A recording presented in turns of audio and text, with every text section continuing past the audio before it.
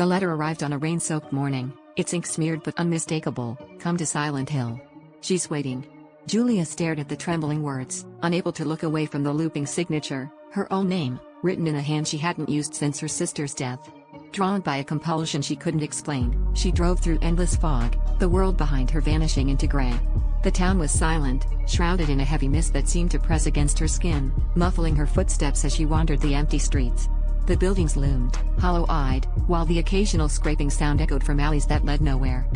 With each step, Julia felt the weight of her memories grow heavier, pressing against her chest. In the decrepit school, children's laughter twisted into cries, the playground rusted and overgrown. Shadows flitted behind broken windows, and every classroom door led to a different nightmare: a nurse with a face of bandages, a child made of smoke, an endless corridor dripping with red. Flashbacks bled into reality, hands reaching for her, her sister's voice pleading, the sound of sirens growing louder. The world shifted as Julia entered the hospital, the air thick with the scent of antiseptic and rot. Gurneys blocked her path, and grotesque figures, nurses with twitching limbs and eyeless faces, writhed in the corners, their movements echoing her own guilt and helplessness. Rooms shifted as she wandered, walls melting and reforming, the floors sticky with memory she couldn't escape. Julia saw herself reflected in broken glass, her face distorting into the faces of those she'd lost.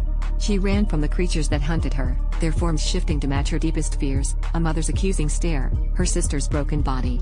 At every turn, the fog thickened, swallowing her screams, distorting reality until she could no longer tell if she was awake or dreaming. Her only guide was the echo of a lullaby, sung by a voice she hadn't heard since childhood, leading her deeper into the hospital's heart. At last, Julia stood before a door marked Redemption. Her hands shook as she turned the handle, and the world beyond was blinding white. She stepped forward, uncertain whether she was escaping or surrendering, her past rushing up to meet her in the fog. Outside, the town was as silent as ever, the hospital looming behind her, or was it ahead?